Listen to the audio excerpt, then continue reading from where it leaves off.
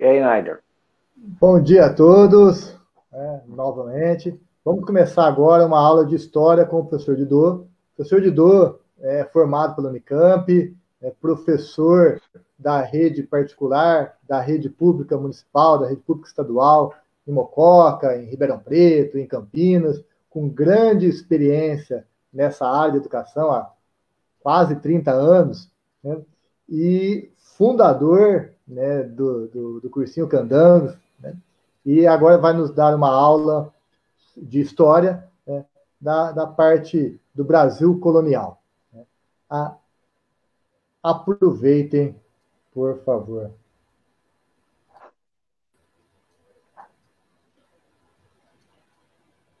Olá, bom dia a todas e a todos. Como o Naider falou, né, é, já temos aí uma experiência já muito grande, principalmente de cursos pré-vestibulares, né, e a gente hoje vai tentar fazer uma ligação, né, porque o Enem, ele surgiu numa ideia que é exatamente aquela de você unir todos os saberes, né? Unir a ciência, porque a ciência é uma coisa só, né? Ao mesmo tempo que você tem a questão técnica, né, da ciência, você também tem as questões políticas, né, as questões sociais, né? Então você vê, por exemplo, na pandemia, né, na pandemia que nós estamos passando agora da Covid-19, né, coronavírus, você pode ter uma interpretação, vamos dizer, técnica, né, para produzir, por exemplo, uma vacina, etc. E, tal. E, ao mesmo tempo, você tem uma questão política, uma questão social, uma questão econômica, né? Então, que a gente vê essa briga, né, que nós temos. Então, por exemplo, o governo federal fala da questão do desemprego, porque tem que ficar no isolamento. Então, ao mesmo tempo, né, a gente tem você consegue ver, por exemplo, que as pessoas mais pobres, né, acabam ficando mais doentes do que as pessoas ricas, né? O número de pessoas pobres doentes é maior do que o número de pessoas ricas. E a chance de uma pessoa pobre se salvar é menor do que uma pessoa rica. Então, quer dizer, nós temos sempre o dado, né? A questão, por exemplo, o fenômeno social, ele sempre tem interpretações diversas, né? Que fazem com que a ciência possa ser abordada naquele sentido. Então, por exemplo, os médicos sanitaristas, os médicos que são epistemologistas, infectologistas, né, levam a questão para uma interpretação técnica, né, e tal, e logicamente que podem, né, dentro dessa visão social, eles podem propor que em áreas pobres, como áreas de comunidades, né, que são comumente também chamadas de favelas, você tem uma ação diferente do que em áreas nobres, né? Então, quer dizer, a ciência hoje ela é uma coisa só, ela sempre foi, né? Só que ela foi compartimentalizada ao longo do tempo. Então, tem a parte de biologia, tem a parte de química, física, matemática, né? Então, história, sociologia, filosofia, geografia. Então, o que o Enem propõe, né? O Enem propõe uma interpretação que a gente pode chamar de interdisciplinar, né? Então, quer dizer, em questões de biologia você vai ter também questões de geografia junto, questões da economia e tudo mais, né? Então, essa é a ideia. Então, na América Portuguesa, que a gente chama de Brasil colônia, nós temos, então, o mercantilismo português, que é a fase capitalista do, é, vamos dizer, a fase capitalista comercial, né, do desenvolvimento econômico. Eles vêm para cá e aqui eles conseguem ter bastante terra, com um clima favorável para produzir um produto que era altamente valorizado na Europa, que era o açúcar, né? Tal. Aí pode passar esse da área do pau-brasil, vamos lá na frente já do açúcar. O Naider e a Raquel estão passando para nós. Questão do pau-brasil, não pode passar, vamos chegar lá na parte de açúcar, né, o pau-brasil, que servia para. Aí, manda ver, exato, pode mandar ver, vamos chegar lá no açúcar. Isso, vamos ver, chegar aí nas capitais. Aí, cana-de-açúcar, isso, exatamente. Então, a cana-de-açúcar, ela vai ser produzida principalmente no Nordeste brasileiro, na região de Pernambuco. Né? Essa produção de açúcar visava atender o mercado europeu, porque não tinha muito açúcar na Europa, né? A Europa não tinha clima para a produção de cana-de-açúcar e tal, é um clima lá, é um clima mais temperado, um clima é, que faz com que a cana-de-açúcar não se desenvolva muito, né? Então, você tem, no caso, a produção aqui no Nordeste brasileiro, principalmente, né? Começou a ter uma produção aqui em São Paulo, na região de São Vicente, atual São Vicente, no litoral, mas essa produção de açúcar ali em São Vicente não durou muito tempo, né? Principalmente ela se desenvolveu no Nordeste brasileiro. Nordeste brasileiro, principalmente na região de Pernambuco, né? Toda a área litorânea do Nordeste brasileiro, chamada Zona da Mata, produzia açúcar, tinha vários engenhos para a produção de açúcar. Então, esse açúcar era produzido aqui, né, no sentido de você produzir uma espécie de açúcar mascavo, né? Ele era mandado para a Europa em caixas, né? E lá na Europa ele era transformado num açúcar refinado, principalmente na questão da Holanda. Né? Lá na região da área do que é a Holanda hoje. Lá, então, colocavam-se os produtos químicos, né, que você tinha as usinas de açúcar, né, que transformava esse açúcar, que era uma espécie de garapa, vamos dizer, mais sólida, né, secava a garapa, aí, pode passar o slide, aí, essa garapa, tal, pode passar também o slide, vai passando, tal, isso, pode passar, aí, deixa aí, volta um pouquinho, por favor, volta um. Aí, atrapalhando tudo, os coitados lá. Então, pode voltar. Aí, o que acontece? Esse açúcar era levado para Portugal e Portugal vendia esse açúcar para a região da Holanda atual, né? Então, o Nader, Raquel, volta um slide, voltar um slide, lá na questão do açúcar. Isso, obrigado. Então, o que acontecia? Os portugueses, como eles também, desde o século XV, os portugueses já estavam fazendo comércio de escravos, né, que depois se era chamado de tráfico de escravos, esse comércio escravo, ele era controlado pelos portugueses no século XV, porque os portugueses foram os pioneiros, né, chegar ali na África, fazer o contorno da África e chegar no Oriente pelo mar, né. Então, quando eles chegaram ali na região, né, que seria Atlântica da África, eles começaram a fazer o comércio de escravos, começaram a vender escravos, né, tal, e aqui no Brasil, né, eles estavam inicialmente escravizando os índios, né, então escravizavam os índios, esses índios, então, serviam como mão de obra, né, como tinham servido para o pau-brasil, mas eles serviam como mão de obra. Porém, né, a burguesia portuguesa, ela tinha um controle do comércio de escravos africanos. Então, o que acabou acontecendo? Esses escravos africanos começam a ser trazidos para o Brasil em larga escala, a partir principalmente de 1530, 1535, por aí, né, tal.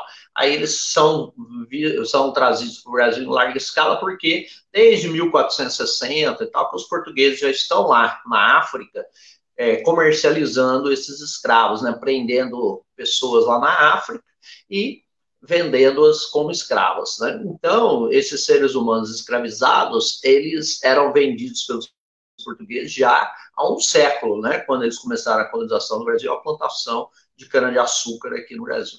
Pode passar o slide. Nós estamos passando rapidamente isso aí, porque isso não interessa muito, pode também passar do governo geral, isso aí vocês vão dar uma lida só para relembrar, né? Aí pode passar também um aspecto, depois a gente volta nessa questão, também as câmeras pode passar. Então, isso aí é só para você lembrar. Aí as áreas do açúcar, né, que principalmente na Bahia e Pernambuco, né, aí é a foto de um engenho, né. Então, essas áreas de açúcar, elas foram, então, ocupadas, né, principalmente no Nordeste, da Bahia para cima, né, da Bahia até a região do Rio Grande do Norte, atualmente, tal, né, chegando, inclusive, no Ceará e tal, né, mas principalmente Pernambuco, Alagoas, Rio Grande do Norte, chegando até a Bahia. Ali, começou a se produzir em larga escala o açúcar com mão de obra escrava africana, né? Então, pode passar o slide. Aí nas fotos, assim, não é bem foto, né? Seria uma pintura do engenho, né? Que nós vemos aí o Casagrande e a Senzala, pode passar também. Nós temos mais gravuras aí dos engenhos, né? Os engenhos, então, aí voltam algumas fotos atuais, né? Do engenho, né? Aqui à esquerda do slide, tem duas fotos atuais, que é basicamente a produção de garapa, né, tal, que nós tínhamos aí. Então, a gente vê, né, no slide ali, a Casa Grande, a Senzala, nós vemos ali, perto do rio ali, nós vemos a Casa da Moenda, né, a Casa Grande, que é uma casa grande aí que aparece, né, a casa do senhor da sua família, e aquele que está do lado ali seria a Senzala, onde os escravos ficavam presos, né, durante a noite. E depois, no dia seguinte, os capatazes e tal iam lá, soltavam os escravos iam para a plantação, né, ou plantar, ou cuidar da plantação, ou colher a cana-de-açúcar. Depois, essa cana-de-açúcar era levada por essa casa da moenda, como era chamada, né, porque moía, fazia uma garapa.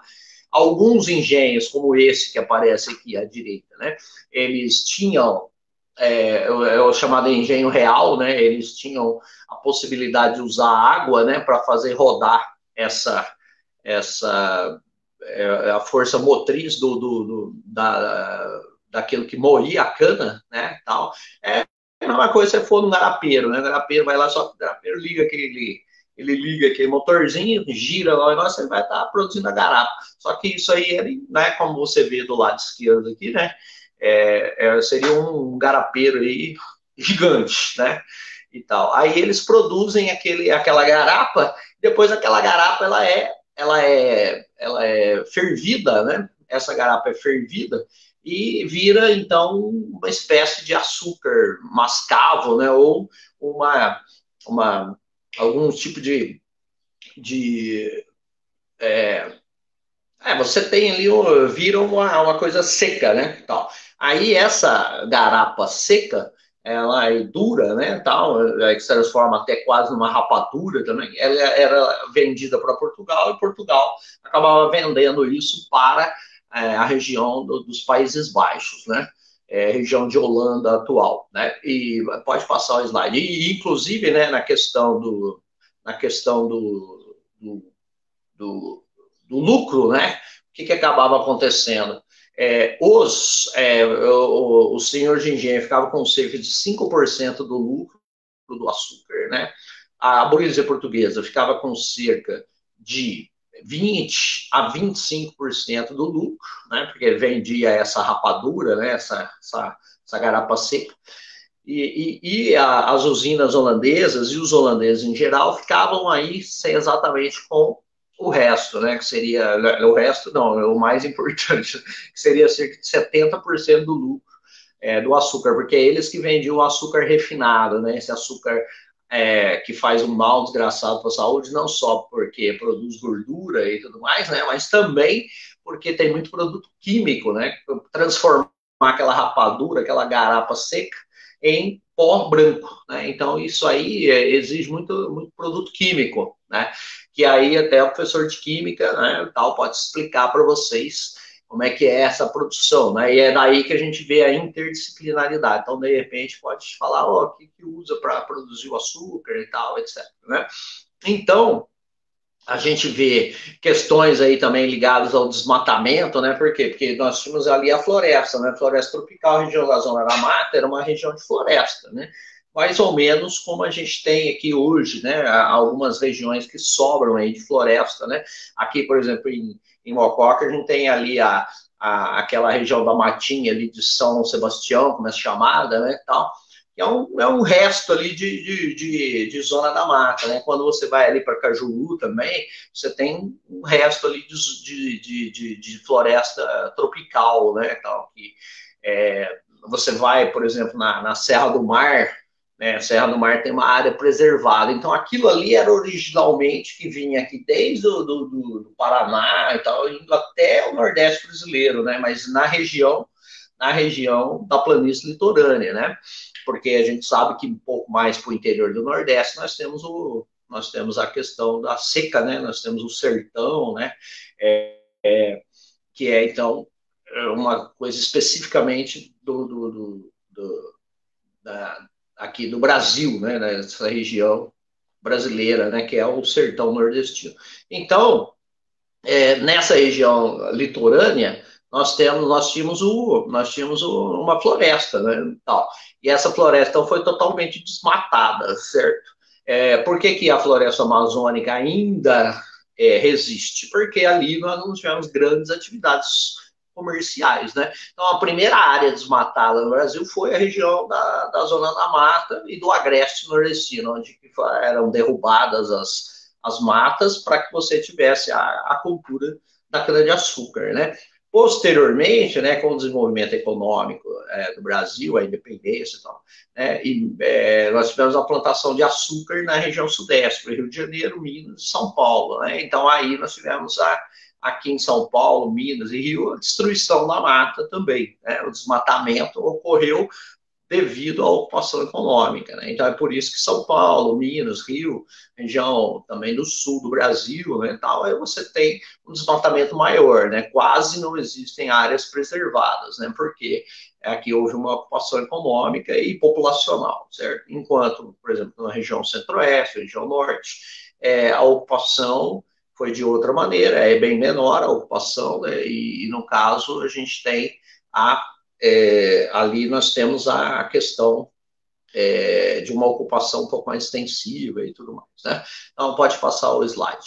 Então, plantava-se a cana-de-açúcar, né, com mão de obra escrava, né? E era uma sociedade, então, de extremos, né? Praticamente não havia uma classe intermediária. Havia os senhores de engenho e a sua família, né? E havia os escravos, né? Então, na pirâmide social, era uma pirâmide de extremos, né? Praticamente só havia a parte de cima e a parte de baixo. No meio quase não havia ninguém, né? Eram pouquíssimas pessoas, né? Então, dentro dessa estrutura de engenho, né? O poder que os senhores possuíam no engenho era total. Eles tinham um poder de vida e morte. Eles tinham com a carta de doação, né? Com o foral, eles tinham total direito a exercer o poder dentro do engenho, certo? Então, eles exerciam esse poder, que era o poder de justiça, o poder de polícia, então eles faziam tudo lá, né? Então, era um grande poder que eles tinham e que isso vai, né, quer dizer, a existência desse tipo de organização vai fazer com que o Gilberto Freire, né, que nós vamos falar que a gente vai tentar ligar um pouco com sociologia, estabeleça, né, o conceito do patriarcado e tudo mais, né, e também estabeleça relações sociais baseadas no poder, né, no poder total do senhor de engenho, tá? Aí pode passar, então aí você vê os escravos, né, levando, e a escravidão africana, né, que era um interesse econômico português efetivo, né, porque os portugueses há mais de um século faziam esse comércio de escravos, né, eles reintroduziram a escravidão, né, na história mundial, né, os portugueses, a escravidão que tinha acabado na Europa com o fim do Império Romano, né, a partir do século a crise escravista a partir do século III, né, da era cristã, depois aí esse escravismo acabou, né, ele passou por uma questão de um outro tipo de trabalho, com uma ligação direta com o dono da terra, e isso transformou-se na servidão medieval. Aí acabou, né, a servidão medieval também começa a entrar em declínio, né, a partir do século XV e tal, XVI, né, e aí a escravidão é reintroduzida com uma questão ligada, né, principalmente a questão religiosa e a questão da própria cor da pele, né? Então, aí, por não serem cristãos e serem negros, os africanos poderiam ser escravizados, né? Porque, segundo também a própria ideia da época, né, os portugueses eram extremamente católicos, o Papa, né, os papas, né, como bulas papais, diziam que os negros não tinham alma, né, por isso que podiam ser escravizados. Ao contrário dos nativos americanos, né, os índios aqui, por exemplo, no Brasil e tal, que eram ingênuos, né? Eles tinham alma, mas não conheciam a verdadeira religião. Então, eles precisariam conhecer. É daí que vieram, então, os padres, né, jesuítas, né? E os jesuítas, então, catolicizavam, né? Tornavam católicos ou tentavam, né, tornar católicos os indígenas brasileiros, tá? Pode passar. Né? Então, então nós temos a questão do Gilberto Freire, né? Que aí a gente vai entrar um pouco. A gente passou rapidamente essa questão aí da colonização brasileira, porque na realidade o Enem ele não foca muito no aspecto da colonização, né? O professor Neider colocou lá para vocês os principais pontos, por exemplo, na matemática, né? Tal. Então, dentro dos pontos da área de ciências humanas, a questão de Brasil colônia, ela não é muito abordada, né? Principalmente por segundo reinado e também o Brasil República, né? Que é o que foca mais não só a história, mas as ciências humanas em geral, em termos de história do Brasil, né? Que aí nós temos a história geral também, mas a história geral ela também é marcada por mais questões ligadas à modernidade, né? Do século XV ao XVIII, né? E depois a contemporaneidade, né, após a Revolução Francesa, final do século XVIII, né, início do século XIX. Então, a sociologia aborda mais, né, e tal. Então nós temos a civilização, está errado ali, né, civilização do açúcar, né, agora que eu grito errado. Mas então, nós temos então a abordagem do Gilberto Freire, né. O Gilberto Freire, ele foi um sociólogo brasileiro, nascido em Recife, né? Nasceu no Recife em 1900, morreu em 1987. E nos anos 30, 1933, 1936, ele escreveu 2 livros importantes, né? O mais importante dele foi publicado no exterior já, na Europa, depois nos Estados Unidos, e aí depois no Brasil, né? Foi Casagrande Senzala, todo mundo já ouviu falar desse livro, né? E que ele mostra exatamente a visão dele sobre a sociedade açucareira, sobre o que ele chamava de civilização do açúcar, né? Então a Casa Grande e o Senzala, ou seja, é o senhor de engenho, né, e os escravos, nessa sociedade de extremos que a gente falou, onde basicamente não havia nenhuma classe média ali, né? Só havia essa classe de extremos. Então o Gilberto Freire, ele vai ser um cara extremamente importante, não só pelas suas ideias, mas também pelos métodos, né? Que ele revolucionou muitos métodos de estudo, né? Mas isso também não importa muito para o Enem, né? O que importa para o Enem é exatamente que ideia sociológica ele desenvolveu sobre o início do que a gente chama de Brasil hoje. Pode passar. Ali temos, então, ele na década de 30 e na década, né, de 80, mais ou menos, quando ele morreu.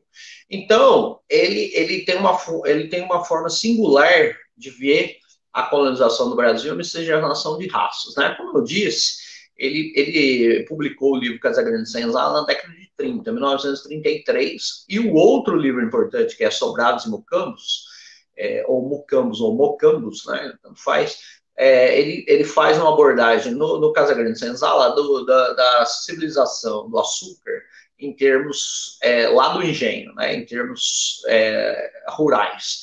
E depois dos Sobrados e Mucambos, ele faz uma interpretação já do Brasil colônia no século XVII e XVIII, num aspecto mais urbano. Mas qual que é a singularidade dele? Né? A singularidade dele na década de 30, desenvolver uma ideia de que a miscigenação de raças que caracteriza, né, a formação populacional brasileira, ela tinha um aspecto extremamente positivo.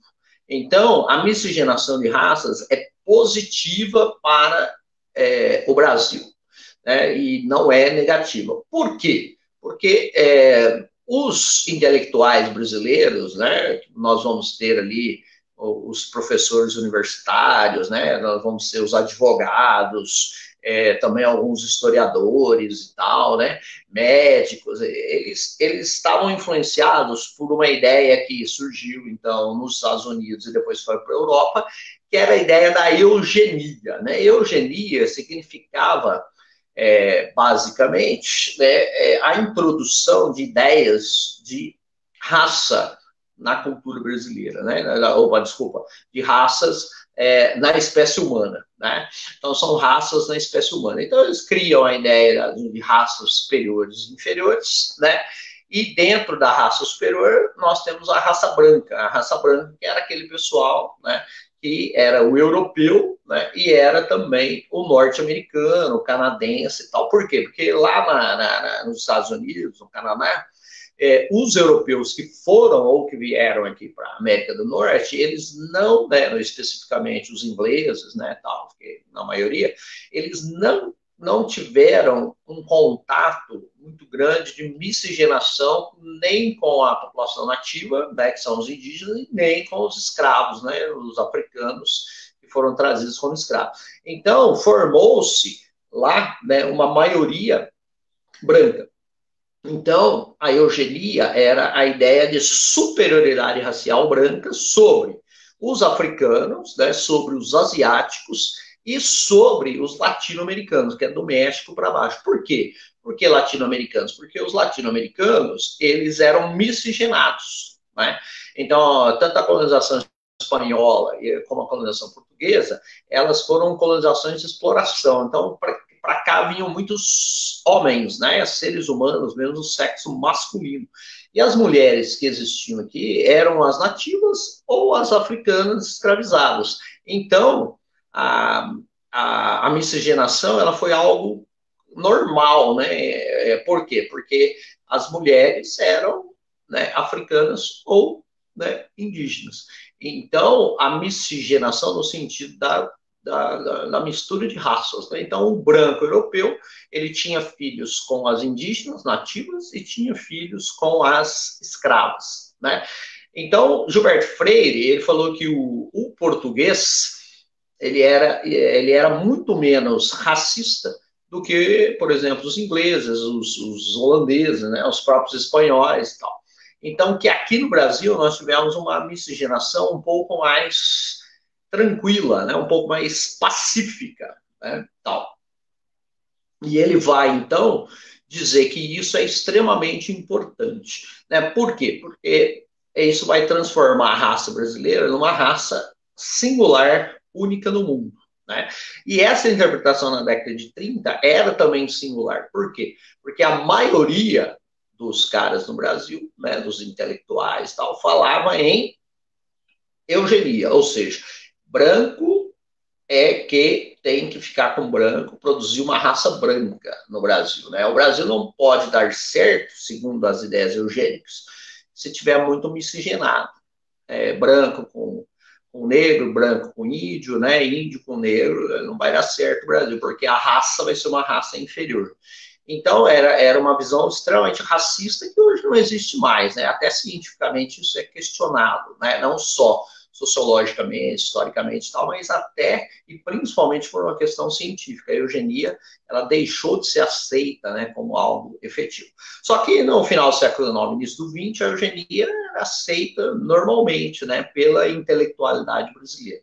Então, o próprio processo de imigração no Brasil, né, que você vai trazer os imigrantes europeus para trabalhar, principalmente no café aqui em São Paulo, né, tal, etc., tem uma visão de embranquecimento da população, ou seja, o Brasil só vai dar certo se embranquecer a população. Então, nós precisamos trazer mais europeus para o Brasil para embranquecer. Então, ao invés de usar a mão de obra dos escravos, ex-escravos agora, né, depois de 1888, não, nós vamos usar a mão de obra dos imigrantes europeus. A Europa passava por uma crise social séria, né, e estava querendo, vamos dizer assim, né, de uma maneira mais bolsonarista, exportar a gente, né? Ela manda embora, né? E tal. Aí eles vieram, os imigrantes, no caso do Brasil, principalmente italianos, né? Tal, espanhóis, né? Tal, vieram para cá, né? Pode passar o slide.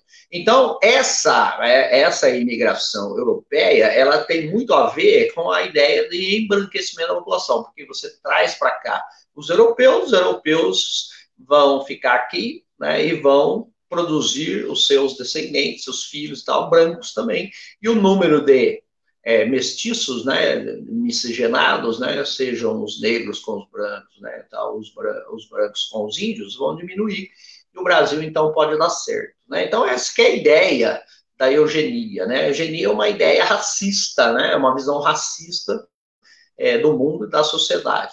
Então, o Gilberto Freire, ele tem essa singularidade, ele fala que a miscigenação, ela é positiva e não negativa. Então, ele quebra essa unidade, vamos dizer assim, da interpretação do Brasil naquele momento. Ele vai trazer a ideia de que a miscigenação é positiva. Né? Nesse contexto, a miscigenação positiva, ela faz com que o Brasil seja único no mundo. Por quê? Porque o Brasil ele tem uma miscigenação que é mais pacífica. Então, é o grande ponto de, vamos dizer, que a gente traz de polêmica das ideias de Gilberto Freire, né? Por quê? Porque as ideias deles levam a uma interpretação de democracia racial. Né? E o que seria uma democracia racial? É que no Brasil praticamente não havia, né, um racismo muito violento. Né? Então é lógico que ele, como sociólogo, estudioso, ele sabe que existe racismo, né, e tal. Só que ele então vai fazer uma diferenciação. Então ele vai dizer que a Casa Grande, ela tem lá os seus empregados, né? São os escravos que trabalhavam na Casa Grande, diferentemente dos escravos que trabalhavam na lavoura. Então, esses escravos que trabalhavam na Casa Grande, eles vão ter uma relação mais pessoal com o senhor de engenho e a família. Né? Inclusive, muitas escravas, né, que trabalhavam lá, elas eram utilizadas, né, até como amas de leite, né, como eram chamadas. Por quê? Porque às vezes a mulher do senhor de engenho tinha filhos e as escravas também tinham filhos, então elas estavam amamentando. Então elas amamentavam os seus filhos e os filhos das senhoras de engenho, né, vamos dizer assim, das mulheres, das esposas do senhor de engenho.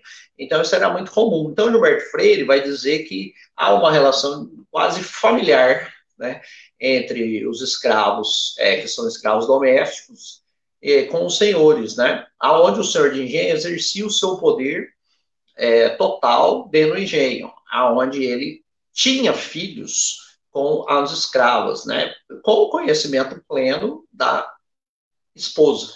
Como ele tinha um poder muito grande, ele exercia esse poder. Então ele pegava e tinha lá, marcava, tinha um quartinho lá no fundo, e ele tinha relações sexuais com as escravas, tinha filhos com ela, né? E como ele tinha poder total, havia variações, né? Porque, por exemplo, muitas vezes o senhor de engenho podia reconhecer esses filhos com a escrava como os filhos dele, né? Conhecia lá e dava a ele alguma função no engenho, né? Tal, transformava esse cara numa espécie de capataz do engenho e tudo mais, né? Às vezes dava dinheiro para ele, deixava em testamento e tal. Havia outros senhores, né, devido ao seu poder, que até vendiam esses filhos como escravos para outros, né? Que é meu filho tal, mas eu não quero ele aqui porque isso aí vai dar problema, então eu vendo, né, a criança aí, o jovem como escravo. Então, ele fala que varia muito a relação, né, desse senhor de engenho em relação aos filhos que ele tem. E esses filhos, eles são com várias escravas e tal, transformando isso numa relação muito complexa e muito pessoal. Né? Ele não vai negar que existia tortura e tal, etc. Né? E existia a violência em relação aos escravos que trabalhavam na lavoura. Porém, ele acha que existe, né, e tal. E isso vai transformando, né, o Brasil numa democracia. A democracia racial que ele fala, ela não é plena, ela não existe, mas é um processo, quer dizer, o Brasil está num processo de democracia racial. Né? E ele foi muito questionado por isso, porque os intelectuais, né, a partir dos anos 50, 60, né, eles dizem que a escravidão, né, com razão, obviamente, que a escravidão era extremamente violenta, o racismo estrutural brasileiro hoje existe, e evidentemente existe por causa da escravidão. Né? E ao relativizar um pouco essa violência da escravidão e esse racismo estrutural, né, Gilberto Freire, ele acaba sendo mal visto na intelectualidade, né, posterior, né, dos anos 50, 60, né, tal, os sociólogos, historiadores, tal, questionam.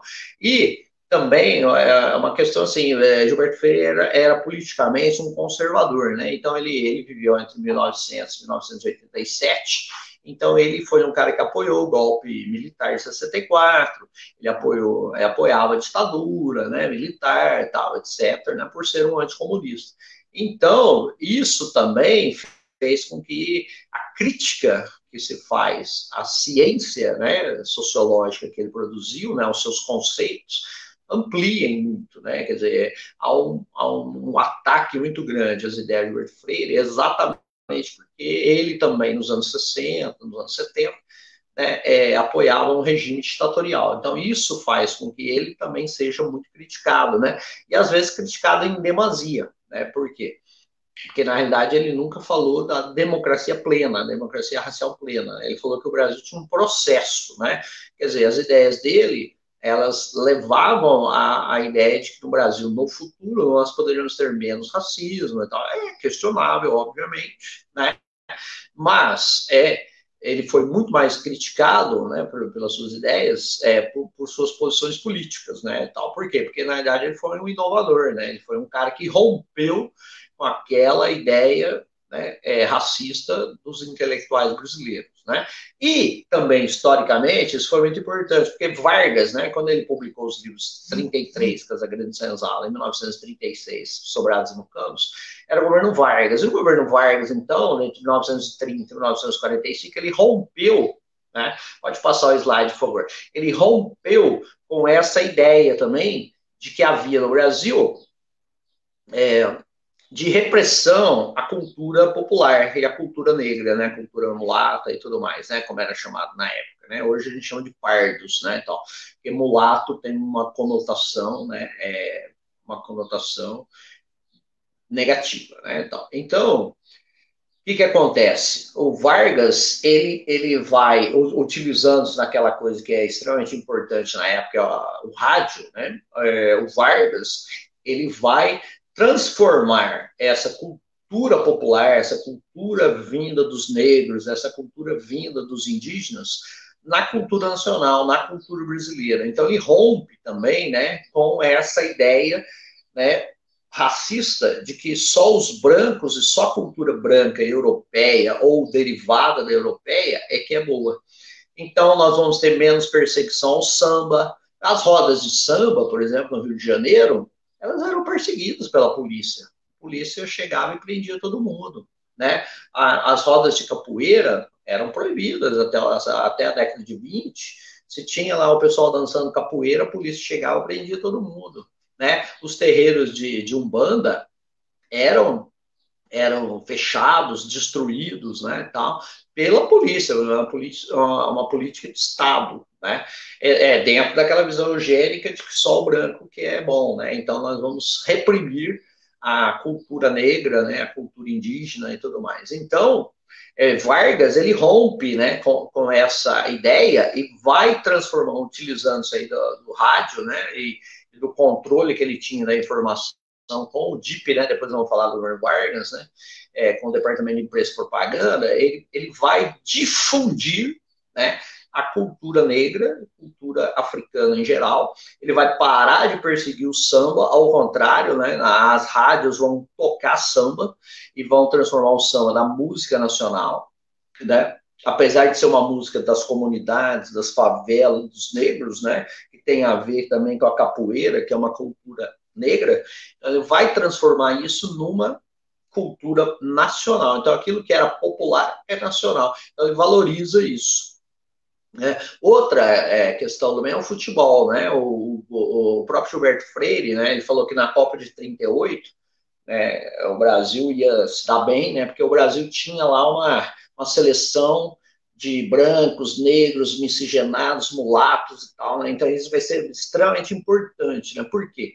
Porque é aí que nós temos o futebol brasileiro, né? Não deu muito certo porque perdeu, né? Mas ele falava isso, tem até uma questão no vestibular da Unicamp que fala isso, né? Fala exatamente uma frase de Gilberto Freire, depois eu vou mandar para vocês também na lista de exercícios, vou mandar no final O Gilberto Freire fala que a seleção brasileira tem a ginga, né, tem a malícia, né, tal, o futebol arte, aquela coisa toda, né, que tem a ver com os negros, né, quer dizer, que foi também uma política que o Vargas, ele, não uma interferência direta, mas indireta, né, por quê? Porque os clubes, eles não aceitavam jogadores negros, né, o futebol era um esporte de elite, os brancos iam e os brancos jogavam, né.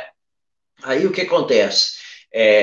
Os clubes começam, então, a contratar jogadores negros. Né? Aquela história do pó de arroz lá no Rio de Janeiro, do Fluminense, é verdade. Eles contrataram o jogador mulato e eles passaram pó de arroz no jogador para ele ficar branco, né? O pessoal assistir e dá a ideia de que ele era branco, né? Porque eles tinham vergonha, né? Desse tipo de coisa. Então, o Vasco da Gama, ele é conhecido assim como um clube, né? Até aí o Gilberto Freire deu uma certa razão, que o Vasco é um clube da colônia portuguesa, Vasco da Gama, né? Que é o descobridor do caminho marítimo brasileiro, Clube de Regatas Vasco da Gama. O Vasco da Gama foi o primeiro clube efetivo que contratou jogadores negros e não passou para arroz de ninguém, não. Né? Jogador negro ia jogar, né? Pra você ter uma ideia, a Ponte Preta, que é um time muito antigo, de 1900, a Ponte Preta em Campinas, a Associação Atlética Ponte Preta, é chamada de Macaca. Por quê? Porque os torcedores do Guarani, que é o time rival de Campinas, era o clube de elite. E ele chamava, aí os torcedores e os jogadores da Ponte Preta eram, né, em grande parte negros. Então ele chamava de macaco. Né? Os macacos da Ponte Preta. E como era a Associação Atlética Ponte Preta, aí os torcedores da Ponte, eles pegaram esse, né, e transformaram na macaca. A macaca é o símbolo, né, porque virou a macaca, porque é a Associação Atlética Ponte Preta, né, então virou a macaca. Mas por que isso? Porque os torcedores rivais, né, especialmente lá em Campinas, né, do Guarani, que até também tem um nome referente aos índios, né? Tanto é que lá o Guarani chama de Bugre, né? Porque Guarani é uma tribo, né? É uma tribo indígena. Mas eles eram o clube da elite, e aí eles chamavam os torcedores e os jogadores da Ponte Preta de macaco, né? Porque eram negros. E a Ponte Preta adotou, né, o macaco como símbolo, né, exatamente para se contrapor a isso. Então o futebol começou a ser mais popular também, né, a Rádio Nacional transmitiu os jogos, né, coisa que não se fazia antes, né, transmitir os jogos de futebol e tal. Tanto é que uma das explicações do Flamengo, né, clubes do Rio de Janeiro terem muita torcida no Nordeste, né, é exatamente a Rádio Nacional, que era uma rádio que pegava no país inteiro, né, com as suas, Vargas incentivou a criação naquela época eram antenas, né, e as antenas então eram espalhadas no Brasil inteiro e levavam o sinal da Rádio Nacional do Rio de Janeiro, que passou a ser uma rádio estatal praticamente, né, então ela foi encampada pelo governo Vargas, pelo DIP, e transmitia os jogos de futebol, né, já com jogadores negros e tal, para o Brasil inteiro, inclusive, né, no Nordeste. E aí o pessoal do Nordeste começou a torcer muito para clubes cariocas, né, Flamengo, Vasco, né, Fluminense e tal. E o Flamengo hoje, né, diz que tem a maior torcida, é mentira, mas eles dizem que tem a maior torcida porque eles fazem a pesquisa e lá no Nordeste tem muito torcedor, né, que ao invés de falar que torce para o Vitória, né, torce para o Bahia, torce para o Sport, torce para outros times, né? Não, torce para o Flamengo, eu sou Flamengo. Então, era o Flamengo, ficou muito popular no Nordeste exatamente por causa da Rádio Nacional, né? E por que os jogos eram transmitidos? Porque Vargas transformou o futebol numa coisa popular, né? De cultura popular. Porque até então, até a década de 20, para você ter uma ideia, né? O presidente Arthur Bernardes, em 1922, né? O Arthur Bernardes proibiu, né, na época CBD, de convocar jogadores negros para jogar um sul-americano, se não me engano, no Uruguai, na Argentina, que só podia jogador branco, né? Então, quer dizer, uma intervenção, né, que isso aconteceu também com o presidente Epitácio Pessoa, e aconteceu com o presidente Arthur Bernardes, né? Os dois, né, aí no início da década de 20, proibiram, né, que jogadores negros fossem convocados para a seleção brasileira, né? E o Vargas, ao contrário, né? O Vargas incentivou, né, o futebol a se transformar uma coisa popular com a participação dos negros, né? E o Gilberto Freire via na participação dos negros, né, a possibilidade do futebol brasileiro crescer, né, em termos de qualidade, né, tal, etc. Né? Então, isso é extremamente importante na época, né, para... Então, o que vocês têm que guardar? Que o Gilberto Freire, ele via na miscigenação, que é característica, né, da formação social, né, e brasileira, né, você vê, a população brasileira tem basicamente hoje o que? 30% de pessoas negras e 30% de pardos, né, que são chamados pelo IBGE de pretos e pardos, né? Pardo é aquilo que era chamado de mulato, né, que tem hoje uma conotação pejorativa, né? Então é chamado de pardo. Então, quer dizer, você vai ver que mais de 60% da população brasileira é não branca, né? Ao contrário, nos Estados Unidos, a população negra é 13%, né? E o racismo americano, ele é extremamente violento também, né? Tal, com intervenções, né, estatais, né, pelo menos até os anos 60, né, quando a questão de direitos civis foi imposta pelo governo federal, né, tanto o presidente Kennedy como principalmente o Lyndon Johnson, né, que governou até 68, ele obrigou, né, a região do sul dos Estados Unidos, como é chamada, aquela região Missouri, Mississippi, né, Geórgia e tal, ele obrigou a aceitarem os jovens negros nas universidades, nas escolas, tal, porque eles não eram, e também a questão dos negros poderem efetivamente votar, né, então, porque na realidade, como o voto dos Estados Unidos é um voto livre, né, não é obrigatório, então aquelas sociedades, né, nos estados mais racistas americanos, eles simplesmente, pela violência física, impediam os negros de votar, né? E os negros, então, eles nem se cadastrar como eleitores, né? Aí o movimento de direitos civis, na década de 60, né, 64, 65, tal, incentivou, foi até o sul incentivar os negros a se cadastrar como eleitores, né? E a partir daí até como candidatos e tudo mais, né?